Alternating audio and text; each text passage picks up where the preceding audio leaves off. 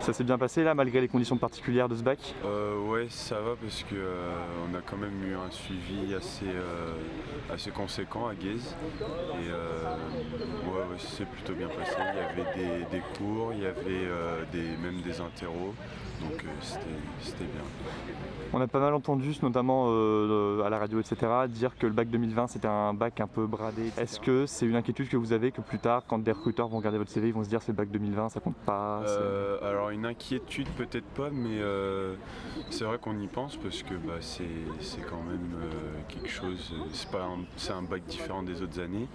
Mais après, est-ce qu'ils vont vraiment faire attention à ça? Je sais pas, on verra bien. La vérité, c'est que c'était un peu plus difficile dans la mesure où le fait qu'il n'y ait pas d'épreuves, loin d'alléger les tâches, les ont plutôt compliquées, avec les problèmes techniques, numériques que l'on peut connaître. Mais globalement, les services académiques nous ont permis de travailler jusque très tard hier soir, très tard hier soir, et nous avons pu mettre en place, dans des conditions, je crois, optimales, les éléments qui méritent d'être affichés ce matin. Ça représente bien le travail de l'année. Une année quoi. Travail acharné.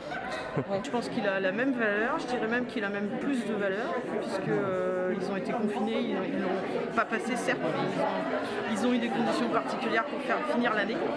Et donc je pense qu'il a autant de valeur. Pas qu'il a plus ou moins, il a autant de valeur à mes yeux. Peut-être un goût un peu amer du fait de ne pas l'avoir fait vraiment, même si on a fait le bac blanc quand même. Mais au final, de toute façon, on l'aurait eu normalement si on l'avait passé, donc je pense pas que ce soit un bac au rabais. Alors à mes yeux c'est un bac différent, mais j'ose espérer qu'il aura la même valeur dans le cœur des élèves et puis surtout de tous ceux qui les ont aidés à travailler cette année. Parce que ce matin on affiche à 8h ces résultats comme on le fait chaque année. Et ça c'est bien le produit d'un grand travail et d'un grand engagement à la fois des élèves et de tous les professeurs qui les ont soutenus pendant cette période de confinement. Je pense que ça fait à peu près 150 ans qu'on dit que le bac est toujours au rabais.